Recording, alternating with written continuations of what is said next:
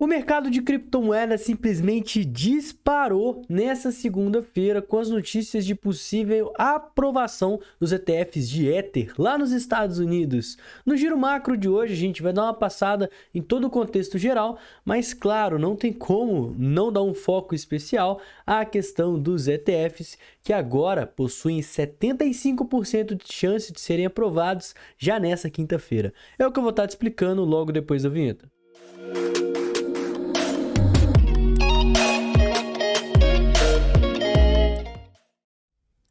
Galera, começando um pouquinho diferente hoje, passando nesse mercado todo verdinho, né? Bitcoin subindo mais de 4%, Ethereum decolando de volta aos 3.500 dólares, né?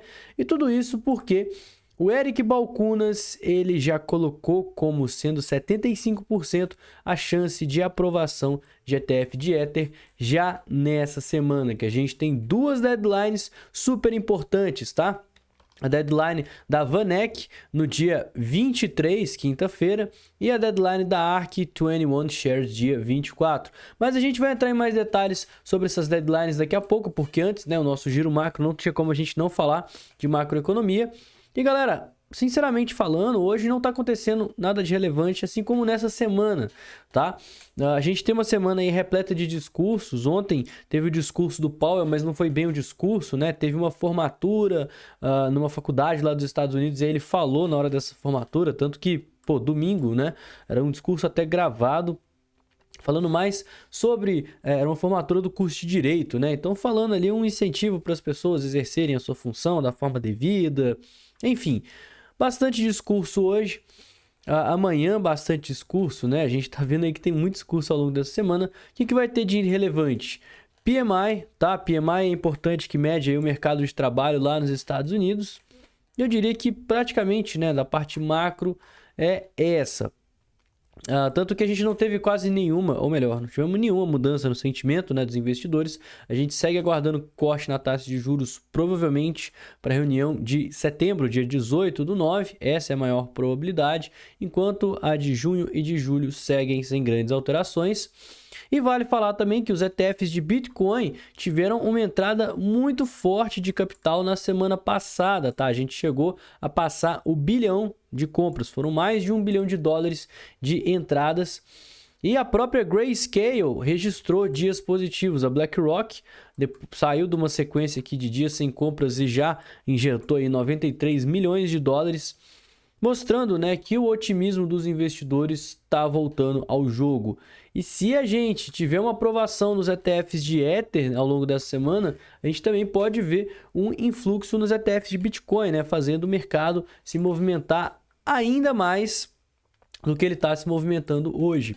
Então eu separei uma notícia aqui para a gente discutir um pouquinho mais sobre probabilidades, tá? Porque basicamente o comitê que vai estar votando sobre os ETFs de Ether é formado por 5 pessoas.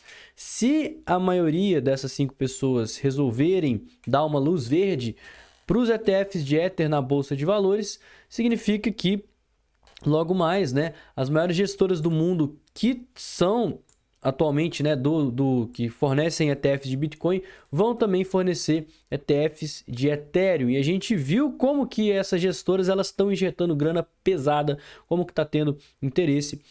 E vale falar, né, que no caso do Ether, a gente pode ver algo ainda mais expressivo do que o Bitcoin, justamente porque o Ethereum ele não é um ativo tão hypado no mercado tradicional quanto o Bitcoin. A gente já tem países adotando Bitcoin, a gente já tem várias empresas comprando o Bitcoin antes do ETF já existir, né? A MicroStrategy, várias outras. A gente tem empresas que são diretamente ligadas ao Bitcoin, especificamente mineradoras. Já o mercado de Ether ainda é visto como uma forma muito especulativa, mesmo sendo a segunda maior criptomoeda do mundo, o segundo maior criptoativo.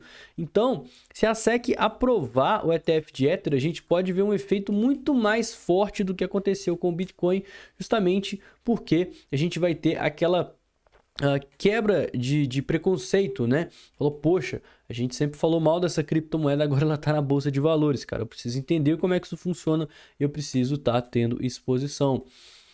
né? E a gente vai estar vendo isso ser decidido ao longo dessa semana. O mesmo comitê que decidiu os ETFs de Bitcoin lá em janeiro é o comitê que está agora para votar o ETF de Ether, tá? Então, a gente viu dois membros votarem a favor, 2 membros votarem contra, lá quando aconteceu com o Bitcoin, né? No caso, em janeiro, Hester Peirce e Mark Ueda votaram a favor e a Caroline Crenshaw e a Jamie Lisga votaram contra. E o Gensler votou a favor, que é o presidente lá do Banco Central, Gary Gensler, né? Então isso fez com que ficasse 3-2 e os ETFs de Bitcoin forem aprovados. E essa mesma comissão está agora julgando os ETFs de Ethereum, que vai ser no dia 23 de maio e no dia 24 de maio. Então a Hester Peirce, ela votou a favor dos ETFs de Bitcoin e ela é conhecida como mãe cripto. Ela é otimista em relação aos ativos digitais, ela tem um viés aí de descentralização. Ela não, na verdade, nenhum confirmou qual voto que vai ter, tá? Mas ela não confirmou se vai ser a favor ou não do ETF de Ether. A Caroline Crenshaw, ela já é mais crítica ao mercado de criptomoedas, foi muito crítica à aprovação do ETF e foi contra a aprovação do ETF de Bitcoin na época. Ela perdeu em voto, né? Mas provavelmente ela não mudou de opinião, ela não se posicionou publicamente, o que pode indicar que ela continua ainda resiliente, né, a ativos digitais. E se o Bitcoin ela já foi contra, imagina então a Ethereum, né? Mark Ueda, ele também foi a favor, né? Ele acredita que os ativos digitais eles podem ser regulamentados e ainda assim, ele foi a favor dos ETFs de Bitcoin, mas ele já se pronunciou publicamente avisando que ele tem aí certas preocupações com relação aos ETFs especificamente falando, né? E a gente sabe que tem um preconceito maior quando se trata aí do Ethereum. E o Jamie Lizagra, ele votou contra as aprovações do ETF na época e não tinha falado nada com relação ao Bitcoin e nem ao Ether agora, né? Então, assim, não se sabe ao certo qual que é a opinião dele, mas que provavelmente ele aí é contra as criptomoedas, uma vez que ele acredita que a maior parte delas está sujeita às leis de valores mobiliários, portanto, elas estão operando ilegalmente. E por último, né, mas não menos importante, o Gary Gensler, que é o presidente aí da SEC, da Comissão de Valores Mobiliários dos Estados Unidos, também conhecido como o Sr. Burns dos Simpson, ele votou a favor dos ETFs de Bitcoin em janeiro, mas muita gente acredita que tenha sido por pressão. E ele é quem vai acabar tendo a palavra final no final das contas, né? Ele deu uma entrevista no dia 7 de maio, falando que a SEC ainda estava revisando os ETFs de Ethereum, mas que não tinha nada certo. Mas a grande bomba foi porque o Eric Balchunas e o James Seyffart são os dois maiores analistas de ETF, eles são analistas de ETF sênior lá da Bloomberg. Eles estavam vendo uma chance de 25% para a aprovação dos ETFs de Ether. Porém, eles mudaram completamente essa visão, uma vez que estava rolando um papo de que a SEC estava analisando mais a fundo e pedindo aí para gestores preencherem formulários, do que foi justamente o que aconteceu com o Bitcoin às vésperas da aprovação. Então o Eric Balchunas, juntamente com o James Seyffart, que são colegas de trabalho, aumentaram a chance de 25% para 75% a aprovação, segundo os rumores de que a SEC estaria fazendo um 180 graus, uma reviravolta nessa estratégia e que agora pode ser que aprove. Então, eles estão acreditando que tem uma chance de 75% da gente ver ETFs de Ether serem aprovados, né? Então, a gente tem aqui as deadlines. Deadlines são os prazos finais aqui, juntamente com os pedidos das gestoras. Atualmente, a gente tem 8 pedidos de gestoras, sendo que um é uma conversão, né, do Trust de Bitcoin e um é um ETF de Futures, não é um ETF de Spot, ambos da Grayscale. Mas eu levaria mais em consideração os demais, sem ser o da Grayscale, porque esses da Grayscale eles meio que já existem dentro da empresa privada, tá? A gente tem O da BlackRock, que eu acho que seria o que o pessoal tá mais de olho de todos, né? E principalmente o da VanEck e o da ARK, que vão ser a deadline. Pessoal, vale falar que quando aprovou os ETFs de Bitcoin, não aprovou exclusivamente na data final da BlackRock, tá? Aprovou o que estava para chegar, que eu acho que era até o da ARK na época, né? No dia 10 de janeiro.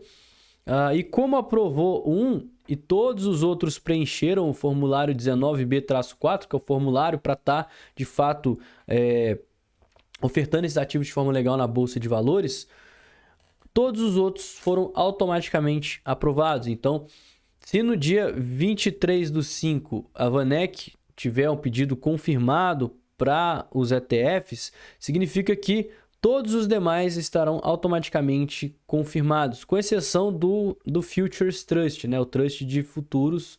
Mas também eu não acho que tem uma diferença tão grande, tá? Só como é um de futuros, pode ser que tenha algum probleminha lá no meio. Mas, de qualquer forma, essa deadline, especificamente falando, ela é muito importante, porque se a SEC rejeitar essa deadline, ela de fato tem que dar uma justificativa do porquê. E se essa deadline for rejeitada, automaticamente as demais meio que estão invalidadas, mesmo tendo um prazo final para acontecer. Significa que o formulário 19B-4 terá que ser repreenchido, né? Terá que estar ali diferente do que as gestoras preencheram, então vai começar uma corrida para tentar se enquadrar às exigências da SEC, dependendo do que ela justificar. Por isso que essa semana é tão importante. Até então, a gente tinha a primeira, a segunda e a terceira deadline, cujas quais já venceram. E quando elas vencem, né, a SEC ela tem o direito de julgar para frente sem dar quaisquer justificativas. Agora ela vai aceitar ou rejeitar e ela precisa dar de fato uma justificativa. Ela precisa bater o martelo ali, alegando o que vai estar acontecendo. E isso vai ser justamente decisivo, né? Se ela aprovar, significa que logo mais teremos ETFs de Ether na Bolsa de Valores. E a gente viu como que isso foi extremamente promissor quando aconteceu com o Bitcoin, né? E pode acontecer de uma forma ainda mais acentuada porque o mercado não estava esperando. Até então a gente tinha, segundo o James Seyffart e o Balchunas, uma chance de 25% de aprovação. Essa chance do nada foi para 75%. Então é algo realmente impressionante. E ainda assim tem pessoas que não estão acreditando nessa aprovação, né? Eu, assim, ainda acho complicado. Eu acho que foi... os últimos meses não foi tanto comentado, né? Eu realmente acreditava que não ia ser aprovado.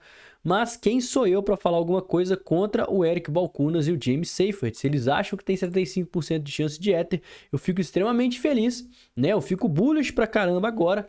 E como eu já tenho posição de Ether, né? Que eu aproveitei para comprar aí nas quedas do Bitcoin.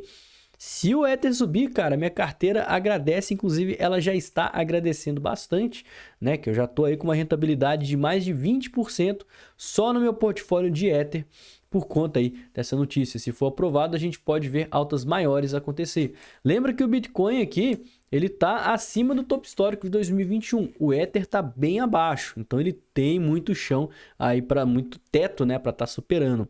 Galera, então o giro macro de hoje foi esse, né? A gente focou mais no Ethereum, que é quem a gente tem que ficar de olho nessa semana. Não esquece de deixar aquele like. Então, ferir também, né, os patrocinadores aqui do canal, a corretora BingX, que é a corretora que eu utilizo para estar fazendo as minhas operações, e também a Token.com, que é a rede social das criptomoedas. Links todos aqui na descrição para você estar acessando com condições especiais. Não esquece também de me seguir nas redes sociais e eu vou ficando por aqui. Tenha um excelente dia e uma ótima semana. Valeu, galera. Falou!